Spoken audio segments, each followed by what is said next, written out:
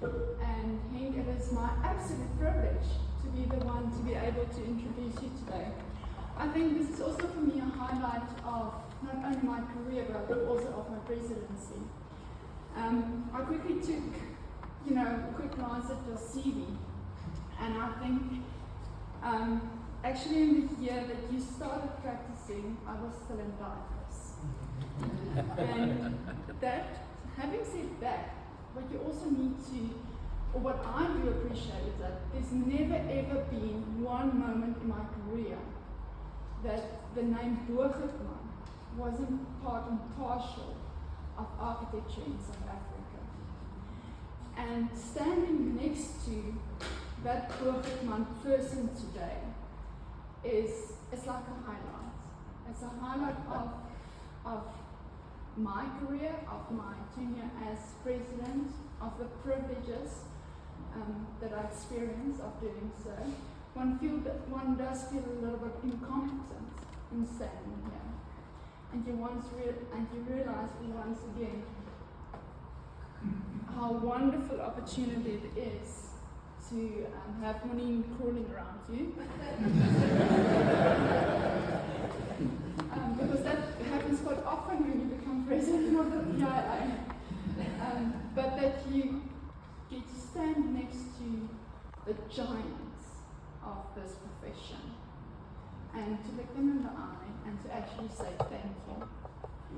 Thank you for sharing your wisdom. Thank you for the legacies. Thank you for building this country, literally. I'm the one always saying that we as architects are the big change makers of society, and here she comes crawling again. Bad habit she started. Am I supposed to give it now? Yeah. Is that what you say? She's also got a secret language. Yes. Okay. So, but just back to that. Thank you for being here today, and it's an absolute honor to have you here. I can already know that it's an honor to listen to you, just to share.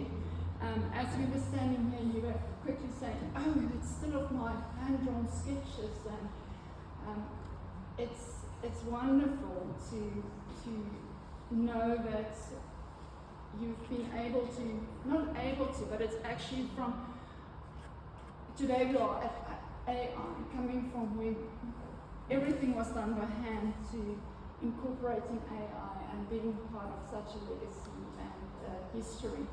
So thank you for that, and with that I'm going to hand over this certificate to you, and then it's all over to you to listen. Thank you.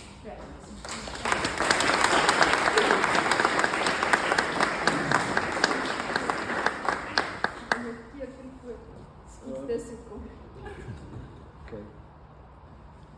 It's like Donald Trump, just gonna. Yeah.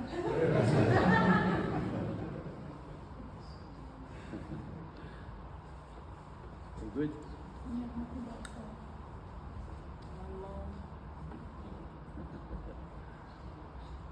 Thank you. Okay.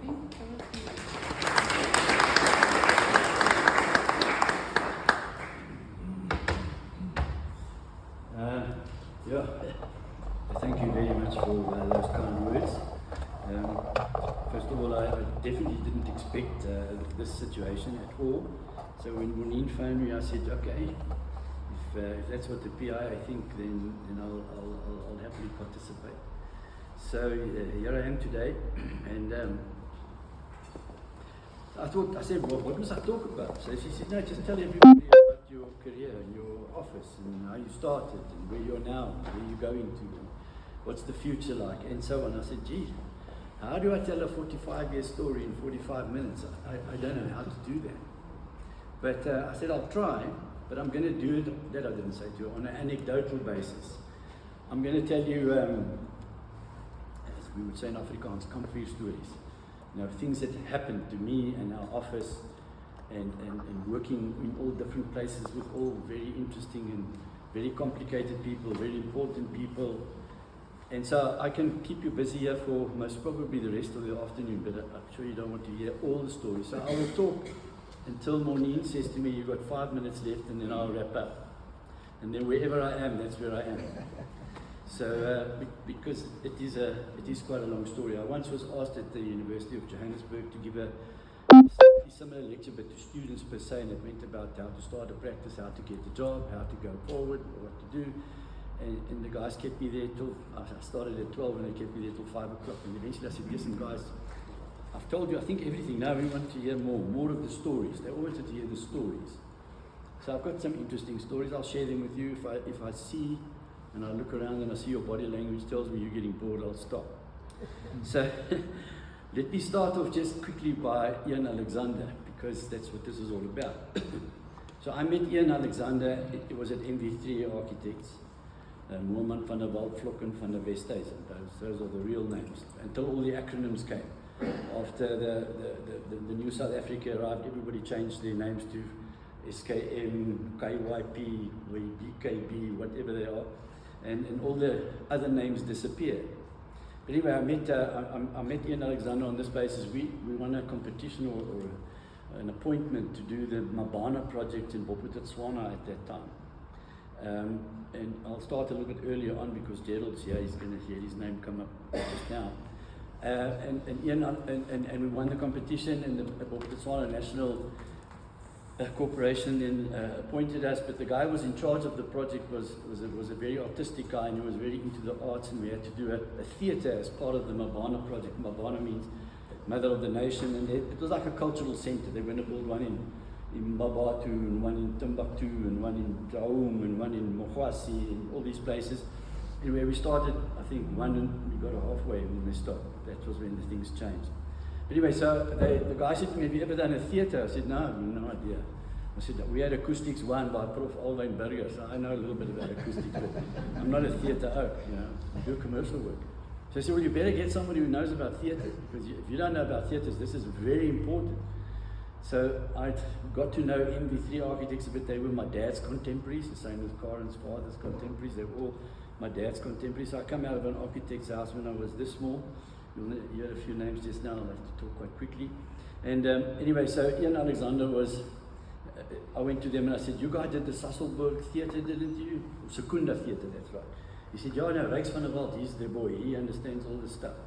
So I put their name forward and said, okay, this will be our associate firm that's going to look after the theatres, acoustics and everything else, but we'll do the rest of the project. So he got assigned to the project. So we had to go to Mabatu every so often for meetings, and I would say to Ian, we've got to be there at 9 o'clock. I'm picking you up 10 to 6. We're going flat out, it's 3 hours there, and we're having the meeting and we're coming back. I've got other stuff to do. And he would always say to me, Henk, you say 10 to 6 and then you arrive at 6. This can't carry on like this. You don't understand puncture time. He said, Rijks van der Walt always told us guys, you must have puncture time. So what do you mean puncture time? Of course I know what it means. You're going to have a flat wheel or something happens along the way and there's just no spare time, and then you have to go and apologize at the other end why you're late. Anyway, he taught me about puncture time. And during those times, I'll just say quickly because it was part of Ian Alexander's story, we had lots of discussions about how MV3 was run and how we were running our business. And I must just hasten to say, I'm actually here not representing myself, I'm representing the whole Boogertman firm, because everybody did stuff. There's lots of drawings you're going to see. Oh, there's one that I didn't even put a pencil to that. I was involved in the parking garage, but not in this thing.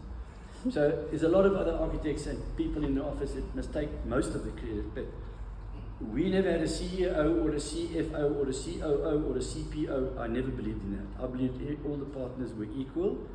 But you're equal but not so equal. Everybody thought I was the boss and everybody thought I was the CEO, and that's how it ended, and I think it's still like that to this day. That's what happened. But anyway, we spoke once about timesheets. And I said to him, Ian, that's the biggest lot of bullshit I've heard in my life. And we went through this thing. I said, when do they fill them in? Friday afternoon. I said, and how do you know they're going to fill them in correctly? Because they worked in 6-minute intervals, see?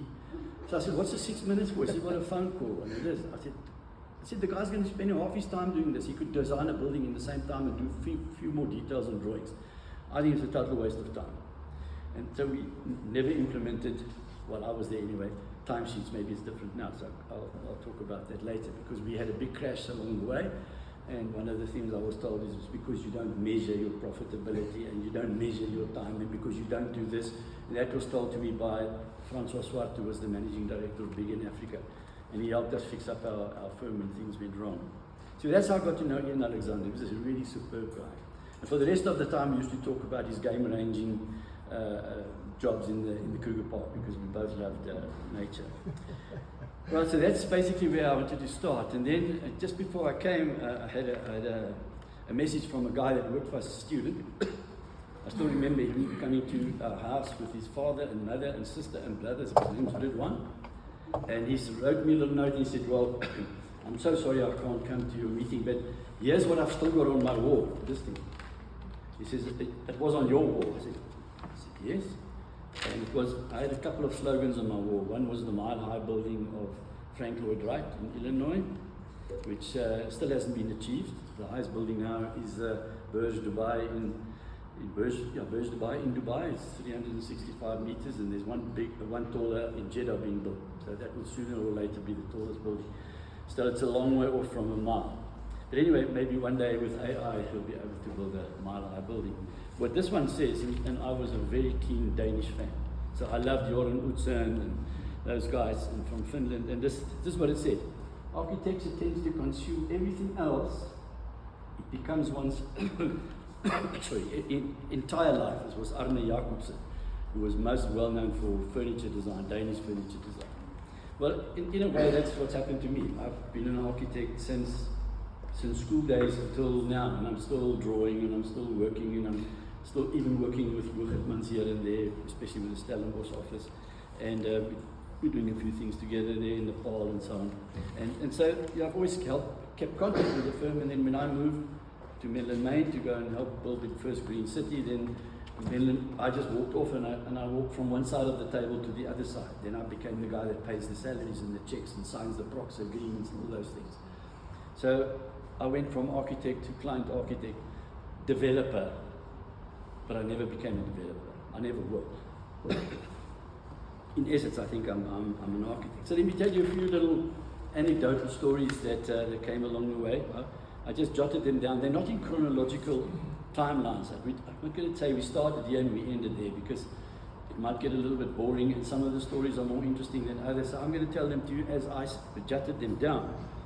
So I studied at the University of Pretoria, as everybody knows, with Prof. Alwyn Burger, Prof. Holland, Gus Gernicke, Swanee, Mr. Van Rooyen, and I think there were one or two others there. This gentleman here that spoke so well, Benny, was my senior by a year, I think. Dirk was with me at university. I won't tell the toilet story, Dirk. Everybody knows that one. Dirk became a flower farmer. He went out of architecture quite soon. And Gerald, I've known ever since I was a little bit involved here with Tud. He was a major in the army, and then of course we have our other lieutenant here, who was a lieutenant in Kroonstad, where I did my military training. And so it's nice to actually talk to some of you, and here and there's a face that's familiar, there's at least on that side. So, that's where I did my training. So I got to third year, and I always worked extremely hard. I was a hard worker because I had to. I had to work part-time, and I had to study part-time, and everybody knows I used to be the chief briar in the meet and eat steakhouse, and that's how I got myself through varsity. Worked in the mornings, worked in the evenings, and so I got to third year, and I had to do my university work after hours. And Gus Gernicke called me in, and those of you who know him, he always used to sort of hang over your drawing board like that, and he would say to me, Boogertman, you're not going to make third year pass design. You have to move on. You've got to go to the technology route. Those days it was you go to third year, you either get design and you carry on, you become a professional architect, or you move left and you become a technologist, I think is what you call it today. And I said, no, Mr. Gernicke, that can't be. Well, we even called him Gus. He was actually quite an approachable fellow. And he said to me, but I tell you what, I'm going to tell Prof. Alwyn Burger that we're going to put you through. He said, only because you work so hard. You'll get there. He said, but I'm telling you, you must get your design jacked up. And he said, I'll give you the tip which I use to this day. He said, now every time we give you a project to do in the university, you go to the library, you take out as many architectural magazines that you can, and you just sit and page through them. I said, looking for what? He said, looking at architecture, good architecture. And And I said, what? He said, it'll just stimulate your mind. You'll get ideas here and there and everywhere. He said, because that's what architects do. They steal a bit here, steal a bit there, steal a bit here, and then they develop their own architectural skills. Anyway, so one day he asked me, he also hung over my drawing board, he said, are you still doing that? I said, yeah, because I was now in my 4th or 5th year, I can't remember. He said to me, do you know who's James Sterling? I said, no. He said, you don't know who's James Sterling? I said, no. He said, James Sterling is one of the most accomplished British architects. I said, what? So he said, well, jy's 'n regte baar ou bliksem. En I said to him, ja, I said, jy moet gaan kyk wat maak hierdie ouens. Hy sê, jou pa was 'n Kobbie ou. En die ander ouens was 'n Frank Roy Wright ook. En jy's Mies van Rohe ook. And these are names that most of you, some of you will know, some of you don't know. And I started doing that. And it just happened that it just, something clicked. I don't know what happened. And then, fortunately, I ended up with a very high mark in my final year. So eventually I got my degree cum laude and I was quite chuffed with that. Excepting for Hans Weergren, who kept me back another year to redo my working drawing. And because I was building a house in Kuruman, this was my project, and I was actually building it for Mr. Peter Harten. And he failed me, gave me a D because I didn't follow Form C. If anybody knows, means everything was going on drawing, and I went to the board and I saw I got a D. And I almost cried because I wanted to finish. I had to get out of university. I had to work. Anyway, so I went to Prof Burger. He said, sorry, that's why. I said, I'm going to the dekaan. He said, jy kan maar gaan nie werk met Prof van der Skype. Jy gaan nie. Jy moet daai vak oordoen. Jy moet die reels volg van die universiteit. So I did. And then I got a distinction for that as well, eventually. And my boss was super unhappy because they were building the building. And I said, how can you build a building of drawings that can't pass final year design? How can it be? Anyway, so we went to the army. That's of course where I met the lieutenant. And I had an old messed up combi. I was a big surfer in those days before I went to the army. Long hair, beads around my neck. And I had a drawing board in my combi. And I went off to Kroonstad. And Mr. Barnard even borrowed, I think you borrowed my drawing board once to do something. So my combi became my office, and later on, after I qualified, I had to go and do camps at Messina. And I used to take my drawing board up there with an old air conditioner and go and sit up top there, put the troops out into the kaftan fence, draw like hell, drive back. And so we started our office, and that was Andre Klicher and myself. So we started our office in about 1980, I was married in 81, 82, say, more or less. Sort of still, like he said. He said, oh, what are you going to do? I said, no, Peter Harting said maybe I should become a partner there. I said, well, I'm not so sure. There's other guys that I'm not so sure of. And eventually I said, yeah, okay, let's start our office. So we started with no job, nothing. But when I was at university, we had a 1.5 hour lecture by Willie Meyer from the Rand Afrikaans University. He had an office manager, Mr. Ollie. And he came and gave us a lecture. It was a half an hour. It was one of the best lectures of my life about how to get your first job, how to start a practice, what do you do? Because when you come out of Tattoo at university, you don't know, you just don't know. Anyway, so, and he had quite a few anecdotal stories of how to get work. I'm not going to go into that, it'll take too long. But anyway, so we started our firm with Andre Klicher's dad had a Umi Lami Creek, and he had a site in Bryanston, and he said we can do some flats there. And Andre told him, no, I'm a good architect, I've got a lot of experience with townhouses from the office where I used to work with Peter Harting. And so that was our first job, and that's basically how we started. And then just after that, I had a call from, I used to work with the Chapman group, from Eric Chapman. Those of you who might have known him, he's unfortunately passed away. He called me one day and he said, I believe you're starting your own firm. I said, yeah. He said, come over, have a cup of tea, I want to talk to you. So I went and had a cup of tea. 2-hour cup of tea. And he told me a lot of interesting things, but the two things that will stand out was what we need in architecture in Pretoria is a dynamic, medium-sized practice that does work and gives me colored drawings. I need to sell my buildings, like for Fed Life, and I need colored drawings, and I don't get that from Peter Harting. And I don't want to work with Star Forster. He still said to me, I see Robin Forster only when he comes to get the job, and then I only see him at the end, at the cocktail party. Or if there's trouble, I don't want that. I want an architect who really knows what he's doing and he's on the job all the time. So we got that little story on the go. And then a bit later on, when we opened up our first office in Mabatu, which started after Gerald Steyn and us moved into Menlyn Shopping Centre, had a big tower block. The reason why I landed in the tower block is when Eric Chapman heard that we're going to start our office in the garage of my house that was under construction, he said, stop, you don't do that. You never operate from home. You never operate from a garage. You go get yourself the smallest, best, highest quality office, and you go in there and you let people come and see you're a proper architect. I sort of used those words. And he told me how he, as an electrician, became a proper electrician. He didn't work with a bucky with all sorts of cables and wires in the front. He was the first in QS that had an Optel machine, one of those big ones that like that, which he got from Borkenhagen and Low, QS. They were the only guys that used Optel machine in those days. And so I said, okay, all right, yeah. So I went off drove past around Menlyn, was being rebuilt at the time. And it was quite a nice building because you don't know that the OK Bazaar's boss was those days was also an architect. And he decided shopping centres should look pretty. Later on, people said they don't have to look pretty, they must just work as shopping centres. Anyway, so I went to the tower block and I said, geez, look at this building, it's going up here. And I walked on the site and I saw it was just marble. Carrara marble on the floor, Carrara marble on the walls, you remember. And so I went to the site manager and I said, just can I rent an office space? He said, well, what do you mean? I mean, I looked like I was 25, 7, somewhere there. And he said to me, how much do you want? I said, well, 50 square meters will just do fine. I said, meneer, moet my tyd los nie. We're not doing separate. I said, well, how much must I take? He said, okay, minimum of 75. I said, okay. I said, but I want the ground floor. I want to be there in the marble. Beautiful building, really nice. So he looked at me like that. He said, I said, listen, I'm an architect. I must have a proper office. He said, okay. He was an architect and he was the project manager. He said, I'll give it to you just because of that. So I moved in there. And so Andre Krieg and I sat there with our 2 drawing boards and we started our business from there.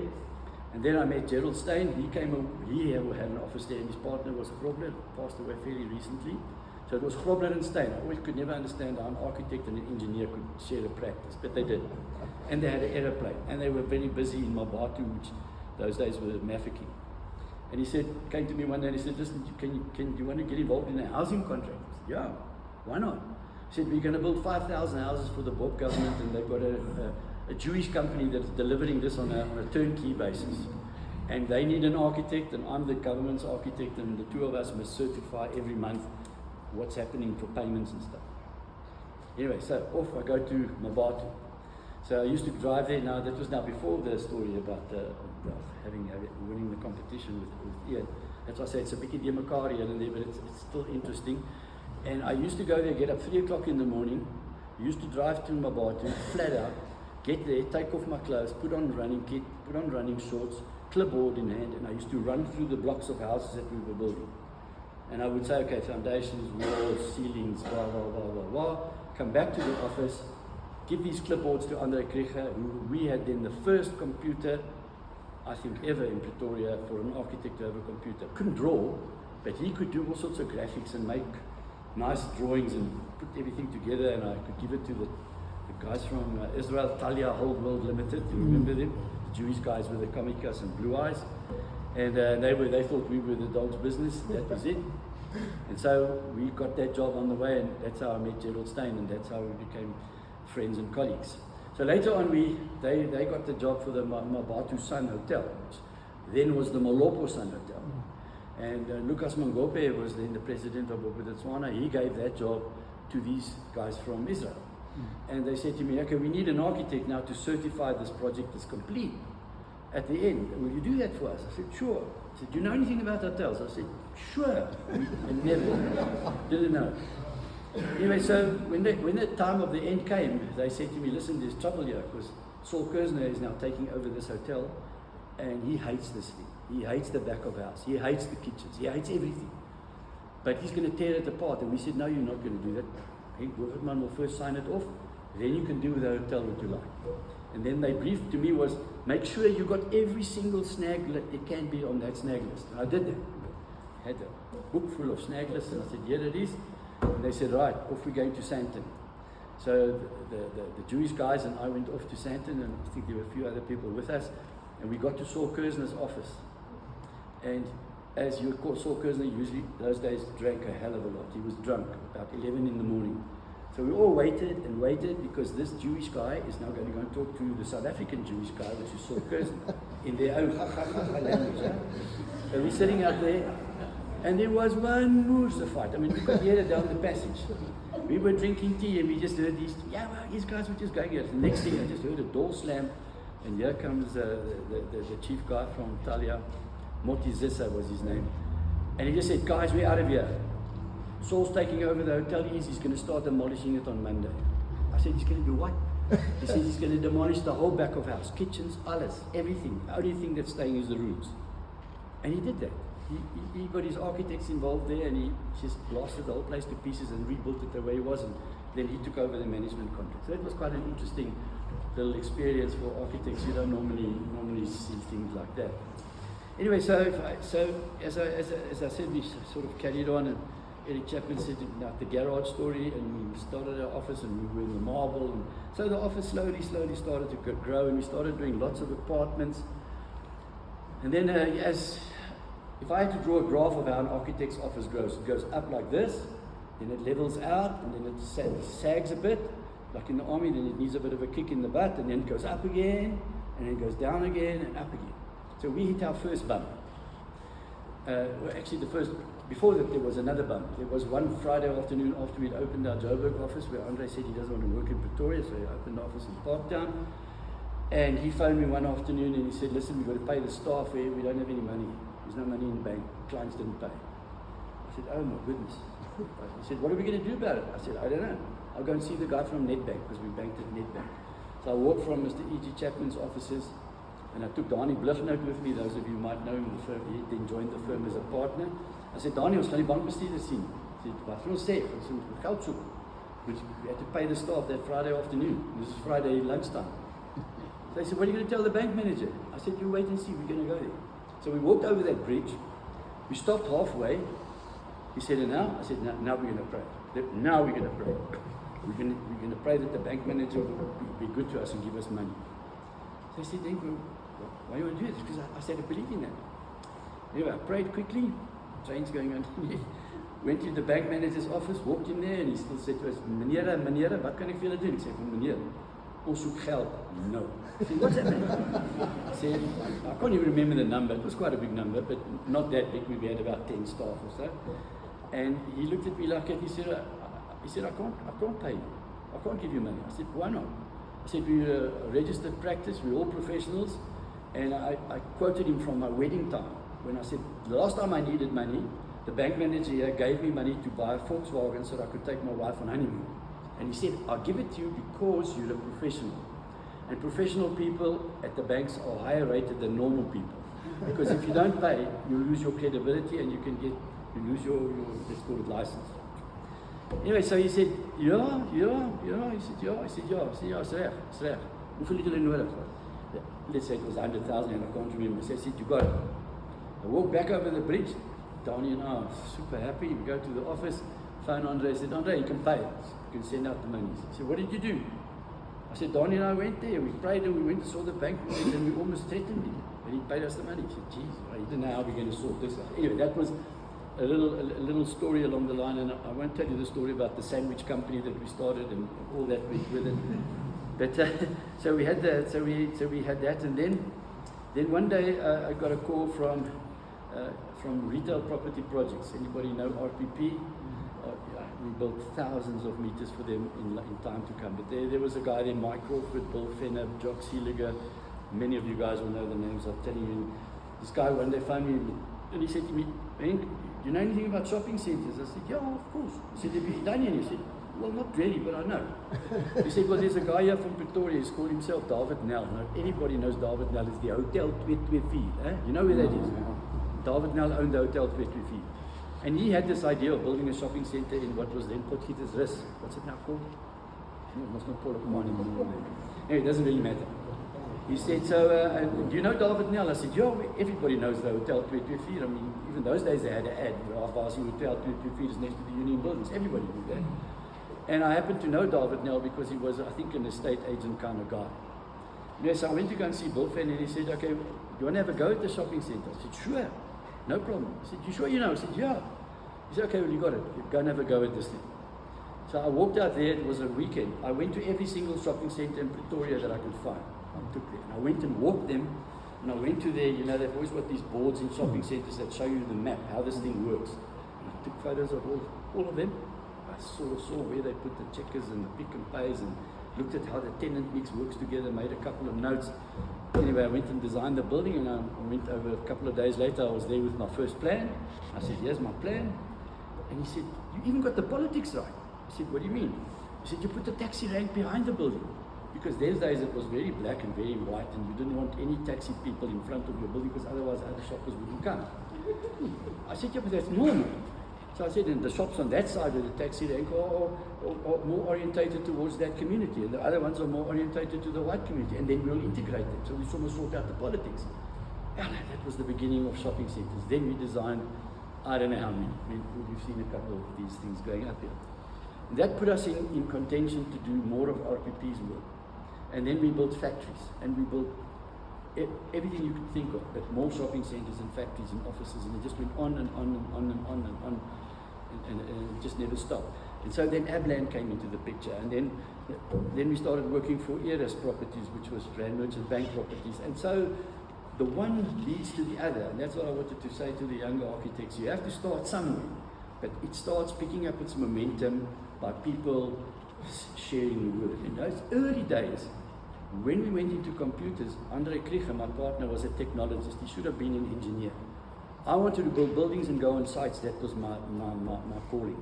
And he wanted to go into computers and stuff. And he developed computer programs, and he developed computer things. In those days, if you wanted to take a guy through a walkthrough, you had to come to our office, connect him to a big fancy computer, put goggles on, and walk through, and the guy could see, and the door would open. So crude, not like today, not like the things you do today. But I tell you, we use that thing. I use that thing as a marketing tool. I invited every single top commercial client to come to our office, come check our stuff, And many architects in those days, you had a sign up from your front office to the back office, no people beyond this point. You know those ones, like keep off the grass. You know those little terrible signs. I like putting signs in that says, please come on the grass. But I said, you want your clients to see your machine, your workshop. And I always invited new clients, always, to the office and said, let me show you our office, and take them for a walk. And those days we were starting to get quite a number of people working there. Later on it became 50, 70, 100 and so on. And that always had a big impression on our clients, that they could see that there's a machine behind this thing. And what is true in life is big companies never use small architects. You'll never get a one-man show doing a Rand Merchant Bank or a Citibank or a Momentum Life. It's just not going to happen. It's like big contractors. You'll never use a small contractor on a big job. It'll always be a Marion Roberts or a Stocks or a Wilson Bailey or whatever it may be. So you have to get, the Jews talked about getting to that orbit. They taught me that in my bar tour. You've got to get into this orbit, into this marker. Anyway, so a lot of that thing happened. So David Nell was our first mall.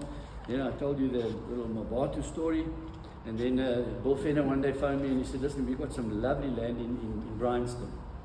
I want you to design us a Georgian building. I said, Georgian? He said, don't you know what Georgian building is? I said, well, I think so.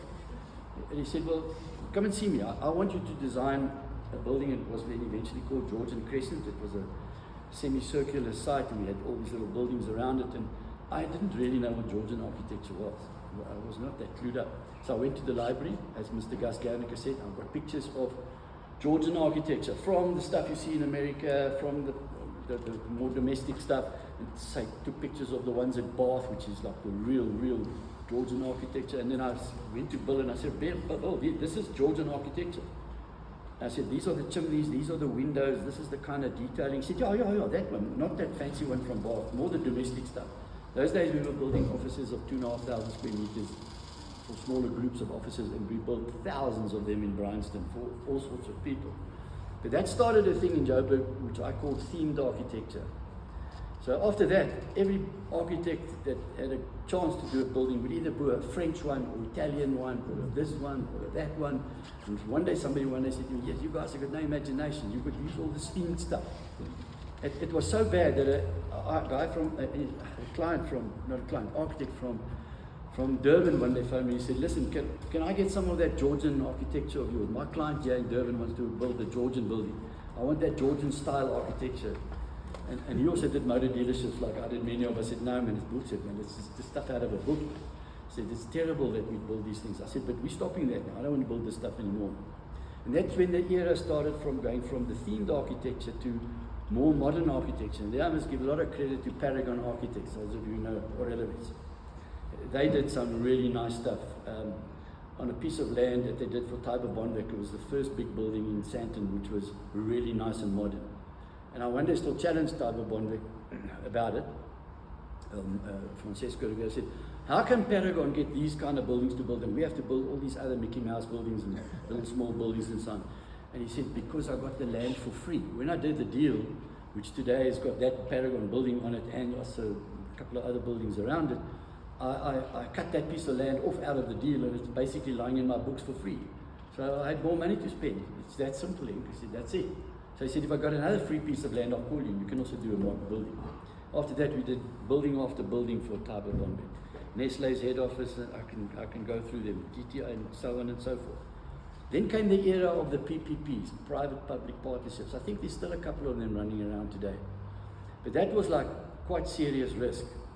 So if you did a public-public partnership, when they started, there would be one announced for the DTI or Department of Statistics or the Department of Environmental Affairs, we name a couple of those. The first thing that would happen is the developers would run and secure their architect. They would say, listen, can you give me your name for, let's say, the DTI? I'll use that one as an example. I said, yeah, sure.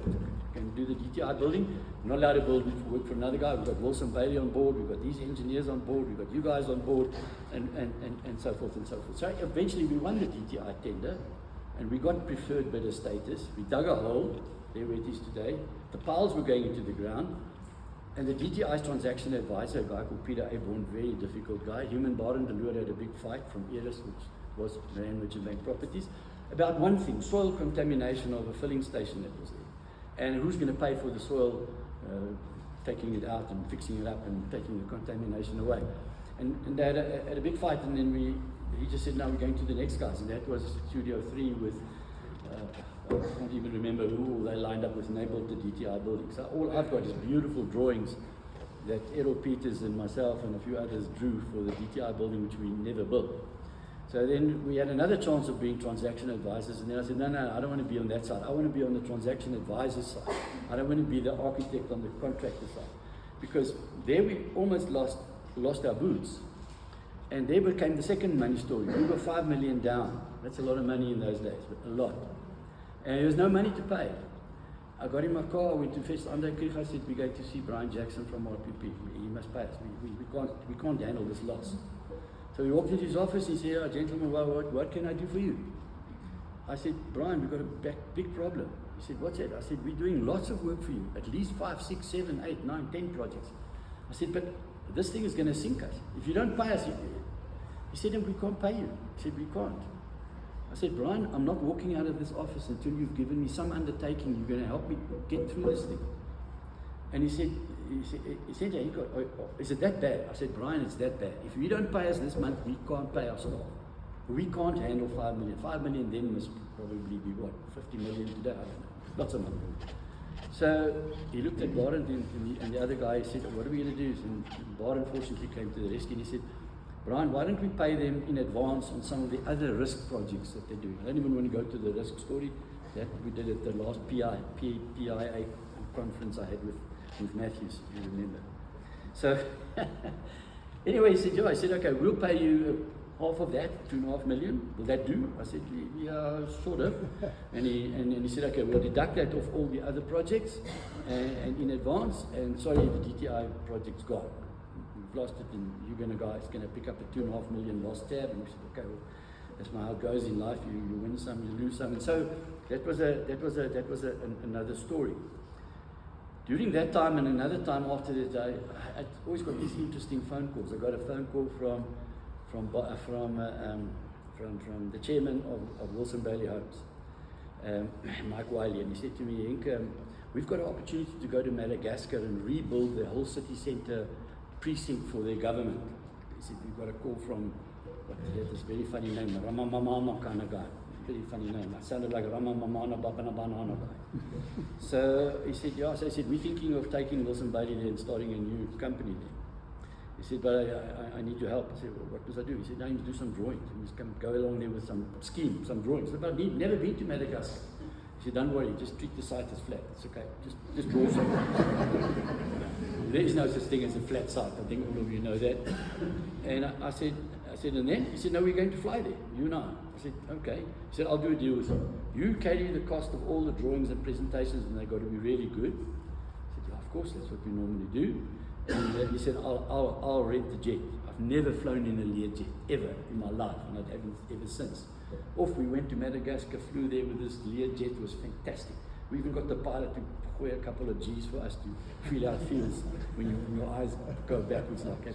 And we went there, we did our presentation. I think 2 weeks later, the guy was taken out with a big, what do you call it, like a coup. He was out. And so we never did anything there. I've still got the little drawing that Errol did for me, a little thumbnail sketch, which I've always kept as a little presentation of that whole thing. So we had things like that, and then once I got another call from the chairman of Grinica. Well, actually, it was Howard Jones, who was the managing director of the construction division, on behalf of the chairman, being Boogertman. And he said to me, Henk, would you like to do a house? I said, oh, no, please, Howard, no. We don't do houses in the office. I'll do it privately.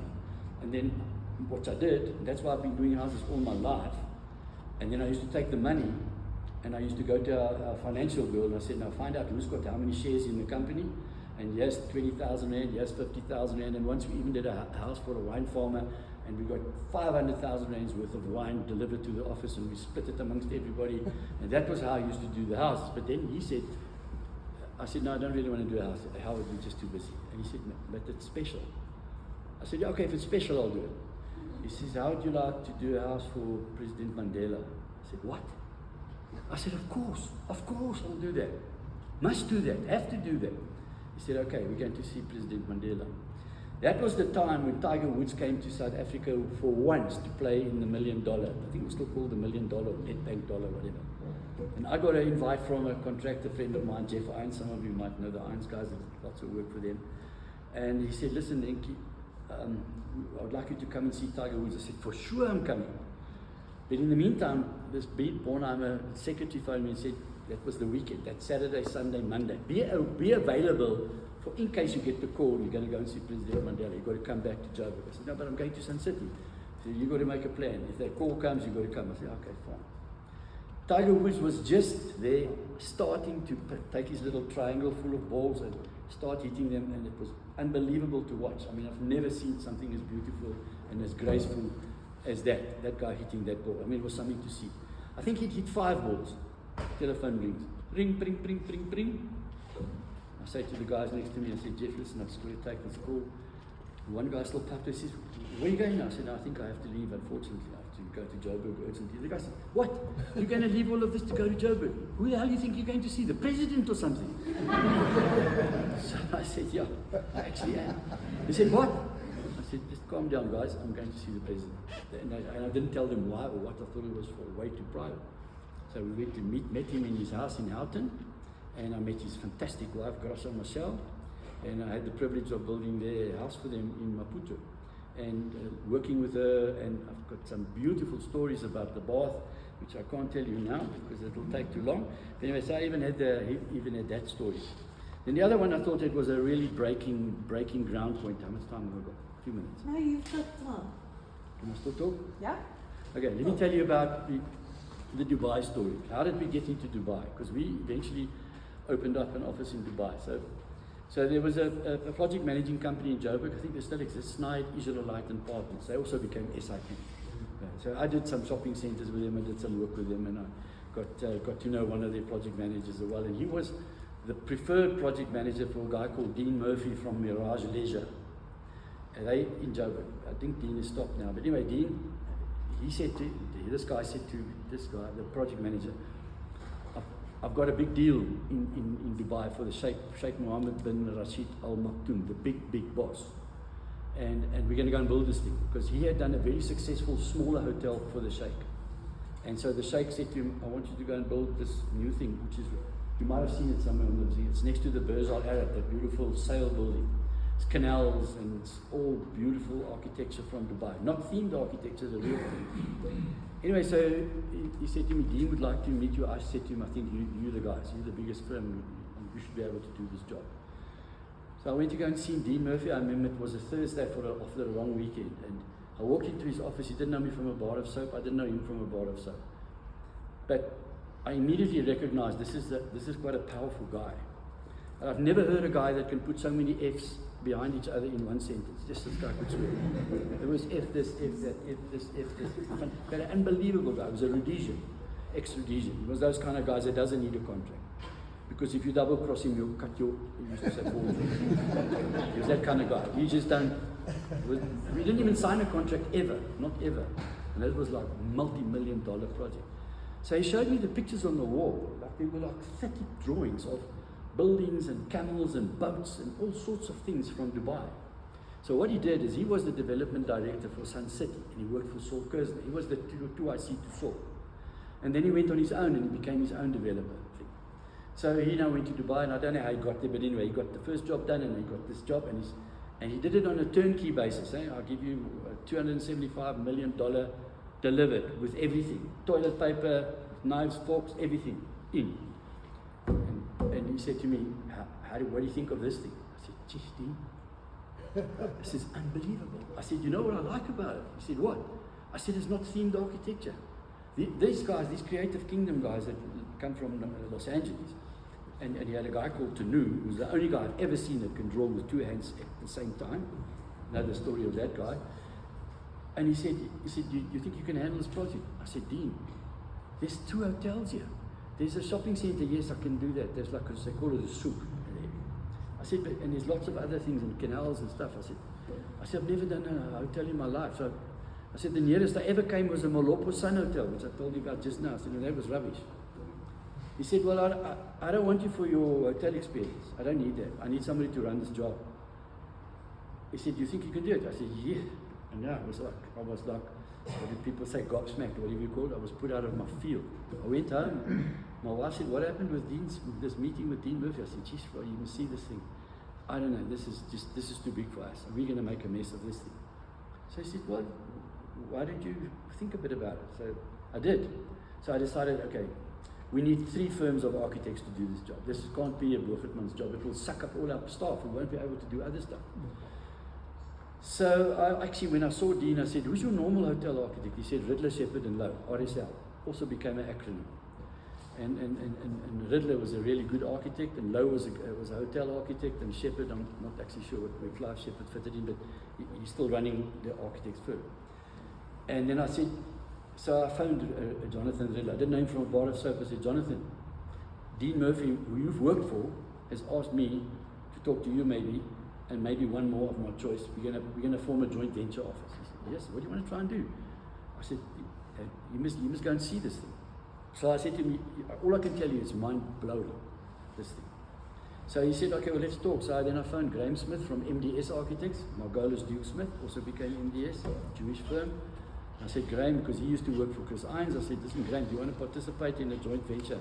Us, you, Riddler, Shepherd, Lowe, away from the South African architects. I want to open up an office, or we want to open up an office, a joint venture office, and it will only do this project. We're going to need, I said, I don't know, we're going to need lots of architects to do this job. We can't take our staff, and we can't take our partners and our associates, we'll kill ourselves.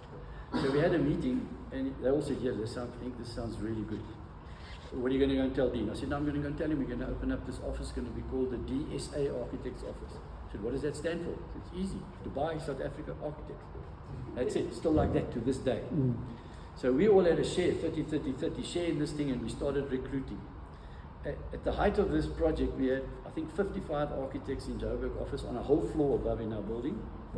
Then I was the Boogertman partner, and Graham was the MDS partner, and Riddler was the hotel partner, and fortunately he knew lots about hotels. I knew nothing, and it was an amazing project because the landscape architects that did all the canals and stuff were in Los Angeles. The engineers were Oricon and KYP, Kampla, Abramovich, Yavic and Partners, also actually. They did all Sun City's work. So that's where Dean got to know them. They formed a joint venture, we formed a joint venture.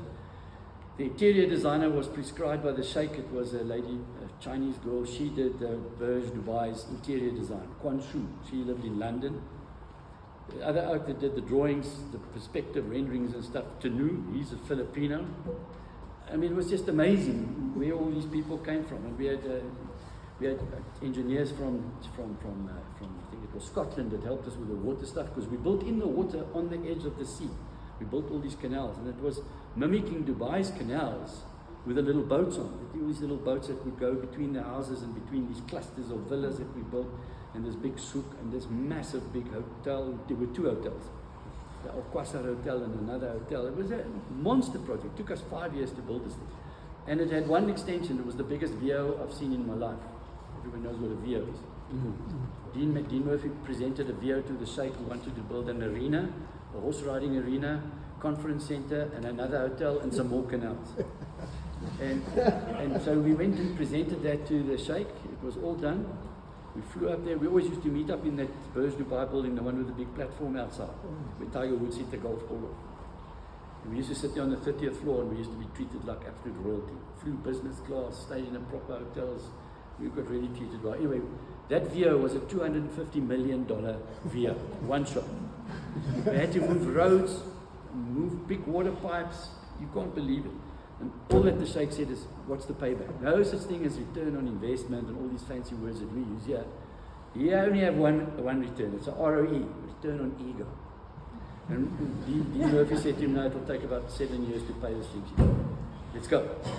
And his sidekick, which is not a sidekick, is Sheikh Ahmed. He's the head of the airline. He's a big boy. He was in charge of the project. Sheikh Mohammed disappeared, never saw him again. And then he called the city council together. Not like here, like we talked about the city councils that you can't talk to. He called the city council to the building, and about 20 or 30 engineers arrived, all in white dresses. The Sheikh stuff, those guys look. We used to call them the Rock Mana. They all arrived there. They sat around this huge table. We had a model rebuilt by a model art from Joburg, and it was really beautifully presented. And I mean, it was hours and hours of work that went into this thing. And Sheikh Ahmed came in there, and he'd now been briefed by the big Sheikh, the boss of Dubai, still the boss of Dubai, that this must happen. And he came in there, and he looked at the scheme, and he told all the guys, he spoke Arab language to them. We couldn't understand anything, and we were all sitting there. And then all he said was, guys, thank you for coming. His Highness would really like for you to consider doing this project for him and extending all the services that we have to do. And His Highness said that if you could start by Monday, it would be fine. Next week, bulldozers, they came, flattened, started, and we built that phase. So from there we went to Kuwait, then we went to Jeddah, then we went to Riyadh, all with this DSA Architects company. And then we landed up in Egypt, and I think I saw just now there's a new Cairo city. That's another story. I can tell you many stories of how projects in the commercial world are formulated. It's very different from somebody coming to ask you to do a house for them, or a lodge. It is just another world, and it's a business world. And you have to have a business approach to these things. And that's why I was always blamed as the guy that started this work, which of course is not true. And the last time I spoke to the PIAs was at Aurecon's offices, and Peter Matthews was defending the work. You mustn't work for free, which is not. And I was trying to explain that risk work is an investment in future work, and how you have to go about it to make sure you minimize your risk, and how you get work. And there are a couple of rules that I gave them, the guys there. I even gave them a letter, and we still got it, of how a letter of appointment looks to somebody that puts you on risk that you don't know. But for me always was, if I'm working for a client who owns the land, the risk's gone. Because I'll keep on drawing until he got what he got. It's very, very seldom that somebody would take you on a site and give it to another architect. And you have to do a real balls up for that to happen. I think I'm almost finished. No, you can carry on. I can tell you lots more stories. Okay, then maybe I should tell you the story of what happened. Why did you leave Menlo May? Why did you leave Boogertman? So now, many, many years ago, I was watching a TV program of one of the richest guys in America called Schlesinger. Those of you who know a little bit about rich people. He was the Elon Musk of those days. Elon Musk, super rich guy. They interviewed him on TV, and then I was listening to this thing, watching and learning about this guy talking about business and so on. And then they ended the program and they asked him, I said, "Now, okay, Mr. Schlesinger, what would you say? You know, all these things end up like that. What do you think is the most important thing that you've learned?" He said, "Well, guys, I don't know. I think," he said, "Yeah, I think I do know." I said, "What?" He says, "You must jump on opportunities. You must jump at opportunities." And the guy said, "Well, when do you know how to jump?" He said, "You don't. You just keep on jumping." that stuck in my mind till I'm standing here to this day. You have to jump at opportunities. And you have to calculate your risk if you can. And you're going to lose some, but you're going to win some. You've got to have enthusiasm for your work. Day in, day out, never stop. Now, I didn't tell you about the crash of us going into different businesses because it might take a bit long, but that's where our relationship with Andre Krieger came to an end.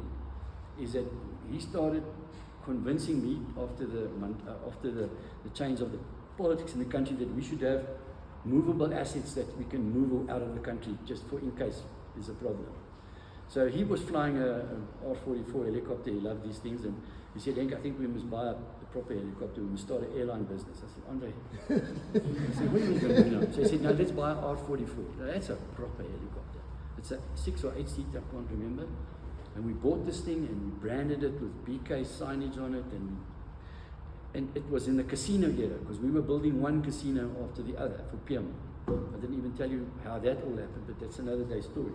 Anyway, he used to fly people to Sun City for breakfast, and I hated it. I said, "Andre, stop doing this. Don't pretend we're rich and wealthy and we've got lots of money." I said, "And you're driving a bloody Esprit, a Lotus Esprit car." I said, "I'm driving a gewone car." My boss told me, "You can never drive a fancy car if you're a professional architect." Because I wanted to buy a Porsche, and I told my boss it's my dream car, and I, to this day, haven't owned a Porsche ever. I don't think I will ever. So, and he said, because an architect can't drive a fancy car, but he put it differently. He said, "Too many people in the world." Anyway, so Andre did this thing, and then we started a lot of sideline companies. We had a creche. We had a Mighty Minds company that sold fancy equipment to kids. We had a shop in the Monte Casino shop. We had a cleaning business. We had a security business. I think we had 20 businesses that he started, all incubating these businesses. We even in our office building had a chef. We had a kitchen. We gave the staff food. It was just like Eric Chapman said to me, "Be careful of easy come, easy go." And that's where we were going. And the financial management was in Andre's hands, and he buggered it all up. And the next thing we heard that we owe SAR 6 million, and we 12 million in the red. And then I said, enough. I'm working my eye off, I'm flying to Dubai, up and down, working, getting work, and he's ruining the company. So I said to my wife, I said, "Listen, it's either Andre or me, one of us must go." So she said, "Well, just sort it out." I said, "It's not so easy. We started the company together, we're like brothers." Anyway, so I couldn't take it. So I was sitting in Dubai in one of the tallest buildings in Sheikh Zayed Road one night, and Henny could see it from the Joburg office was there, and I tested him. I said, "Henny, I've got a glass of good whiskey."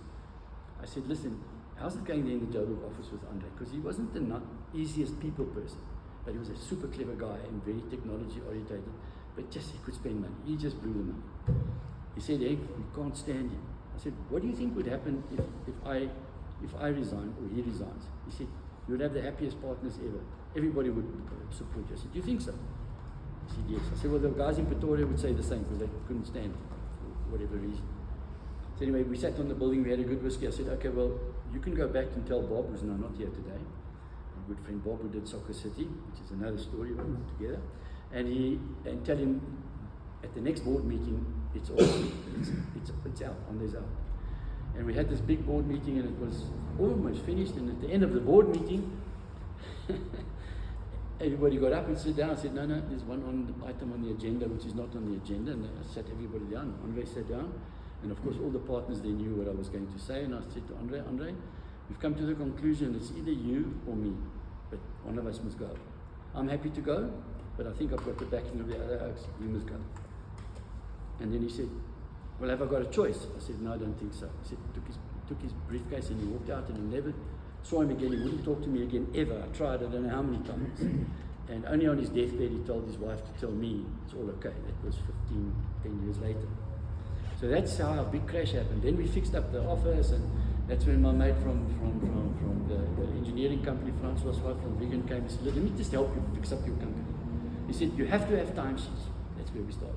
He said, you have to know what you're doing. You have to know what your projects cost. I said, I don't work like that. I'll never work like that. He said, well, tell your partners to work like that. If you don't want to work like that, okay. I said, well, I won't fill in a timesheet, never in my life.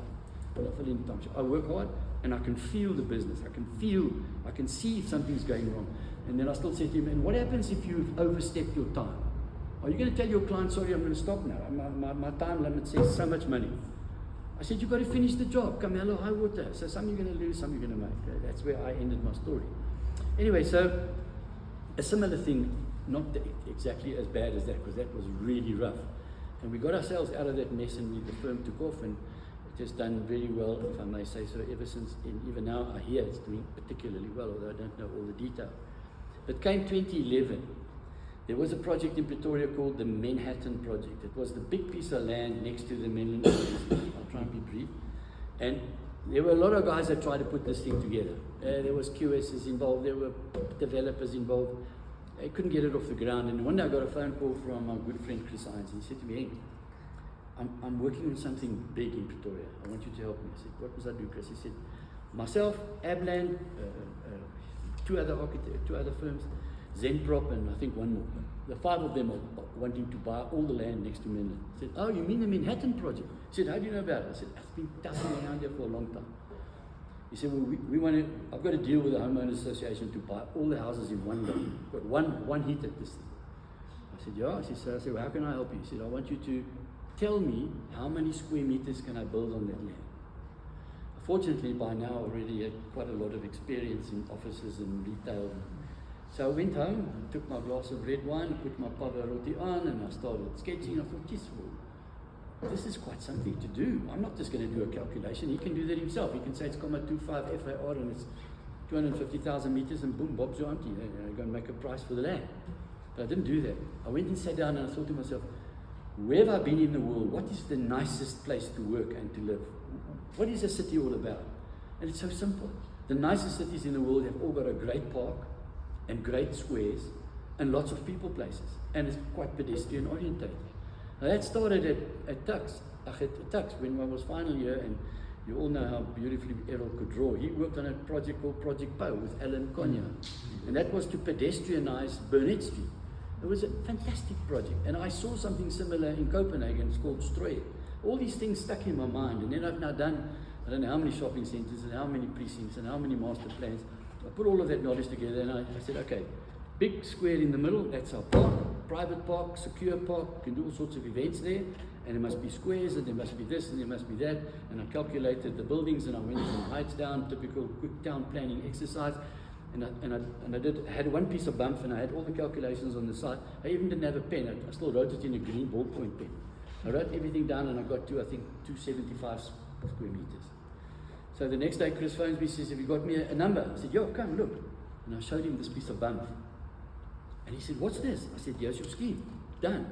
We can start. And he said, Henk, this is fantastic. Can I have a copy? I said, yeah, you can have a copy. So he took a copy, and I took the original.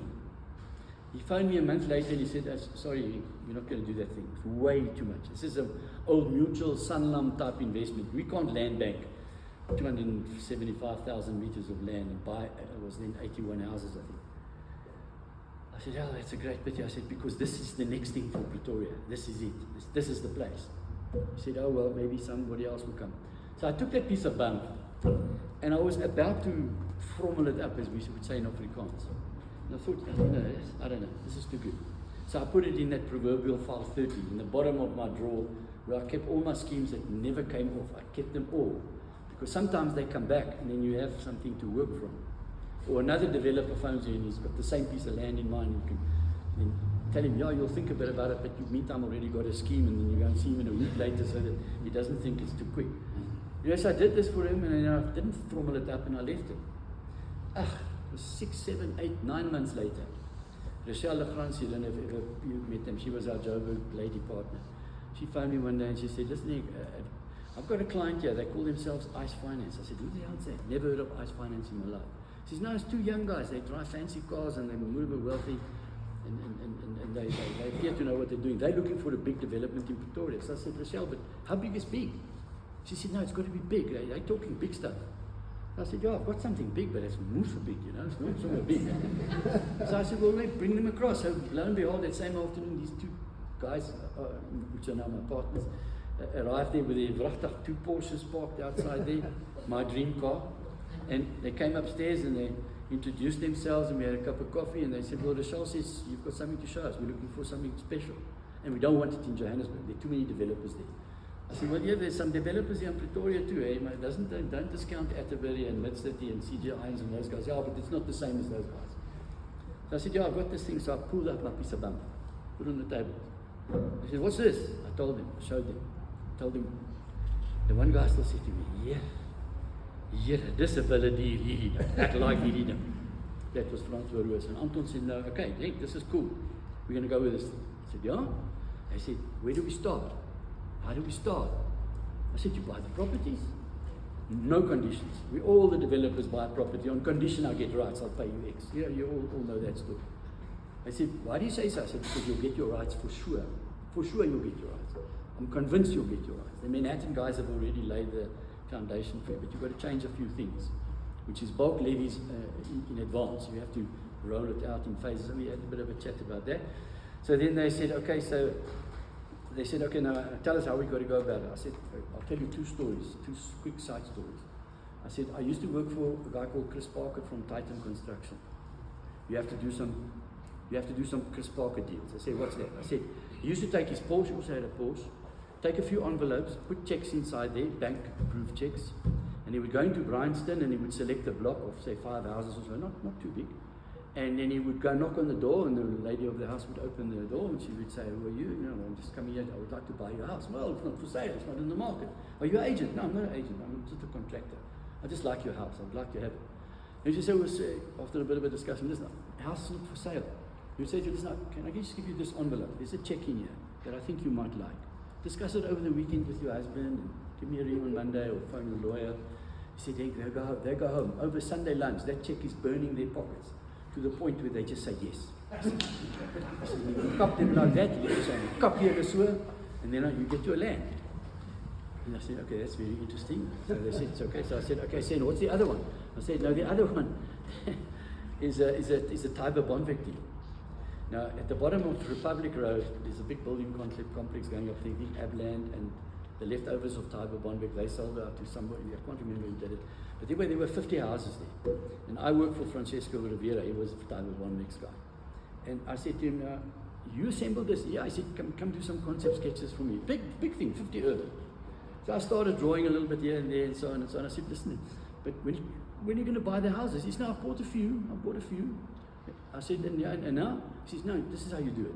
You go and buy 5 or 10. You go and buy that one, that one. And then all of a sudden everybody says, yes, someone's buying all these properties here. Now the price starts rising. They said, and as soon as you realize that, you stop. You don't do nothing. And you wait a month, you stick a couple of big bulldozers in there. All those houses that you build, you're just going to flatten it. Leave the rubble there, just leave it like that. You do nothing. Then all the people are going to say, look, the daddy vagrants are coming. They're taking the bricks. You don't care. They take everything. And the place's security is going for a loop. And the property values are going to start dropping. Then you send an agent in and you go and clean up and then you buy it. So they said, okay. So I said, that's what you have to do. So I took the map of Mainland and I went through the blocks. I said, buy all the corner sites first, then some in the middle, and then dot a few around like Smarties. I said, so if any other developer gets sniff on the nose, they're all going to come and try and buy some of this land, but then they can't because you control all the key properties. And that's how they did it. It was 2-3 months later, I got a call from Rochelle. She said, these guys are buying. They've bought 20 houses already. I said, vrachtig. She said, yeah. I said, well, just hang in there. Maybe this job's going to happen. But then they ran out of money. So what did they do? They go to Nedbank. They say, Nedbank, come partner with us. So it was Ice Finance and Nedbank. So then came up the Nedbank head office building. So they got the Nedbank head office building because Nedbank was either going to go to Atterbury's project or they were going to go to the Menlyn Main project. But they chose the Menlyn Main project. They thought it was a better position for them than Linwood Bridge. Anyway, whatever, so we got that. Then they built Sage VIP building, which is today Sage. It was VIP payroll systems then. And then they couldn't get anything else off the ground. They couldn't get the retail going. They couldn't get anything else going. Nobody wanted to go. They wanted to build a big retail center tenants turned them away and so on and so forth. So then I got this one phone call, I'll end up my story there. On a Friday afternoon, unexpected, I get this phone call from the same two gentlemen, but the one. He said, hey, can we come and have a cup of tea with you or coffee? I thought, oh my. You know, when you've got a senior position in a business and somebody phoned you and said, can ik vir jou kom koffie drink? You know, you're either in trouble or something. So I still said to Anton, I said, Anton, is it a good meeting or a bad meeting? What has Rochelle done? He said, no, Rochelle's fine. She's fantastic. She's a great architect. No, it's a positive meeting. So I said, okay, well, why did you come now? He said, yeah, we're coming. 15 minutes from Menlyn, they arrived. And they brought their one brother with, and so they sat around the table and we started talking. I said, no, what can I do for you? So they said, you remember that piece of bump you had? I said, yeah. They said, you still got it? I said, yeah. I said, where is it? In my drawer. Showed them. They said, that was the right idea, but we couldn't execute that because you had too much Dubai fever. You wanted to build underpasses and pedestrianize the whole thing, and we just said, no, it's never going to work. And so Rochelle went on with the job because my approach always was, if I land a job in Cape Town or Durban or Joburg or Pretoria, the job stays in those offices, and she went on with it. So I said, so what's the problem? He said, no, we want you to identify the best project manager that we can have to run this project. I said, yeah. I said, there are a few developers here that I work with, and there was one particular guy, I won't mention his name, he's not there anymore. He's retired now, he's made a lot of money, and he worked for a big company that you also know, so I won't mention the name. I said, I know of one guy, there's one guy that I'm working with at the moment in Mauritius. He's the right guy. But I'm not going to tell you who he is, because if I tell you, and that friend of mine at Atterbury finds out, I'm going to be in huge trouble. So we carried on with the discussion. So they said, no, but you must help us. I said, yeah, okay, I'll help you. I said, what is it that you want? What are you looking for? So they said, no, they're looking for somebody in Pretoria who speaks Afrikaans, knows the council, knows all the developers, has got a good reputation. I said, is that it? Yeah, no, we can get a guy like that. We're on our way. So I said, okay, but I think you need more than that. I think you need at least more. They said, well, what? I said, I think you need a marketing guy, a retail expert, an office expert, a town planning expert, a guy who understands engineering, a guy who understands traffic. And I went through the, let's call it 10 or 15 disciplines that you need to be that kind of person. So they said, yeah, but where do we get this guy? I said, I'm not going to tell you. I said, but I'll tell you what you'll do. I'll write them down for you. I'll send you the information. You can advertise it in the local Sunday newspapers. And when you've advertised it, and when you get the top 3 candidates, invite me for a cup of tea. And I'll just come and listen and tell you which one I think is the best. That's the best I can do. So they walked out of the office. It was half an hour later. And as they walked out, I still said to the one guy, I slapped him on the back. I said, yes, as jy daai ding in die koerant sit, moet jy my bel. I might just apply for the job. He said, what? I said, no, man, don't be crazy, man. I'm here for another 10 years. I'm going to be fine. I'll just stick to my knitting here. And he said, no, stop. And he called the other 2 oaks back. He said, kom, nog koffie, nog. And then they offered me an opportunity to come and do that, exactly that. So I said to him, no, actually, guys, I don't know. And of course, the whole Dubai experience came back to me. I went home. I must have had a very funny look on my face. My wife said, what's going on? I said, sit down, let's have a cup of tea. Or a glass of wine. She said, okay, what's up? I said, I have to leave the office. She said, what the hell happened? Did you fight? What's the problem? Is there new financial issues? I said, no, none of those. I said, I've turned down twice in my life from the Chapman Group to join them as a development manager, architect, or whatever you want to call that guy. But this time, I'm going. I have to go and do this thing. I've not achieved what I wanted to achieve in architecture. I've built a tower block. I've built a big shopping center. I've built overseas. What more can I do? It's time for the younger guys to come through and reinvigorate the office and take it further. And the sooner I leave, the better. I mustn't wait till I'm this age of 70. It's too late. You can't then hand the reins over. It's too late.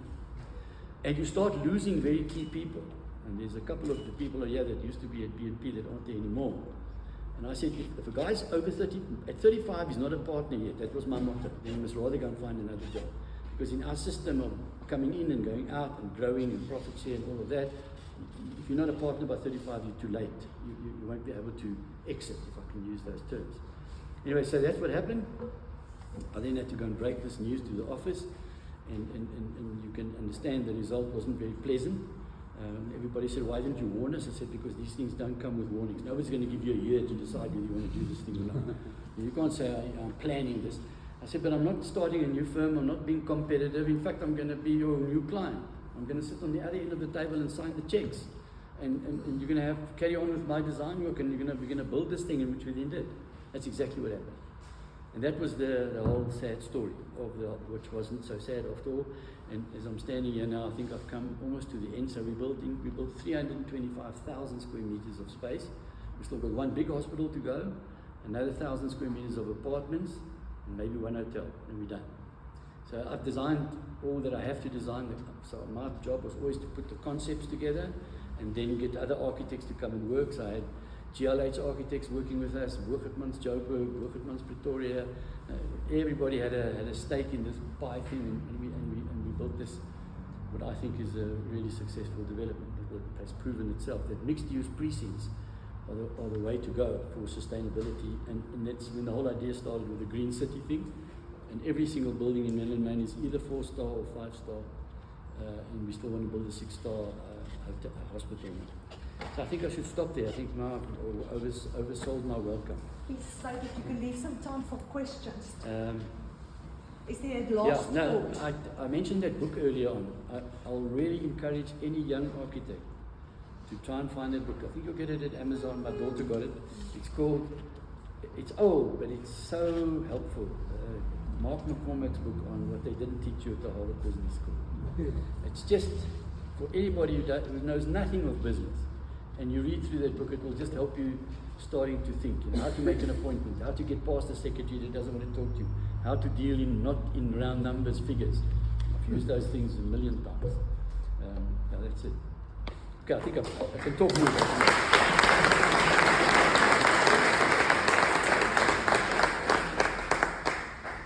Okay. There's something about stopping someone from finishing their story, because the chances are that you'll never get in the same place for them to tell the story again. So I'm very reluctant to stop a story ever. Okay. So what I do want to know, is there anything that any of you here want to ask Henk?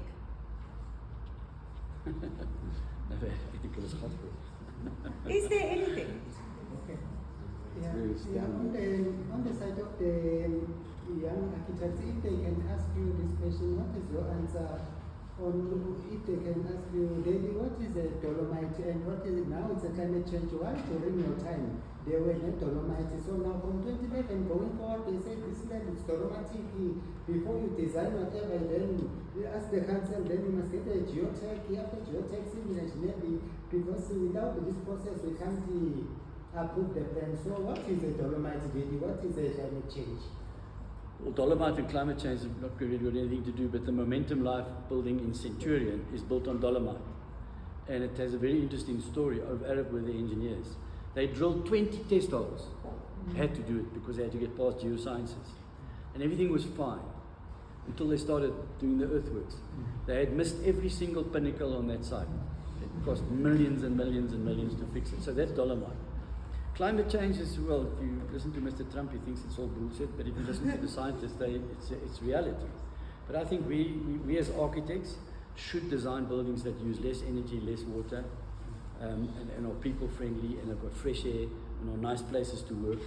And I always said the spaces between the buildings are so important, and rather than the architecture per se. So the aesthetics of architecture is not so important as what the buildings actually do. So in terms of climate change, I embrace it fully, that we should do everything. That's why Menlyn Main was designated to be a proper green city and accredited by the Clinton Foundation for that. So yeah, no, I think it's a very important thing.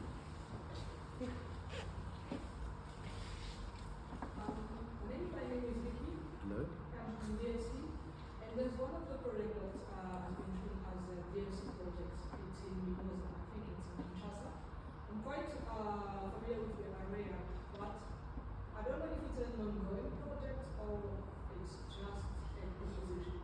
Well, let me tell you something. Within a firm that's so large, I may say so, with so many architects, many of these projects I've never seen, and that's why I asked the guys from Joburg office, said, listen, put up what you guys are doing as well, because I haven't been there for 15 years. I don't know what you've been doing in Nairobi and in Windhoek and in wherever. So there's many of these projects that you can imagine there's no single person that could design so many buildings. Definitely not me. There are much, much more talented people in design. So Maybe if you had to speak ask to me about a Graham specific afterwards? project, you can maybe ask Graham here to try and find out for you, and you can hear more. Or maybe they can even arrange for you to go for a visit to the Johannesburg office, which is now at Waterfall, and maybe go show you around a bit of what they're doing, and then you can ask all those questions. Yeah, that's what I would do if I were you. We're done.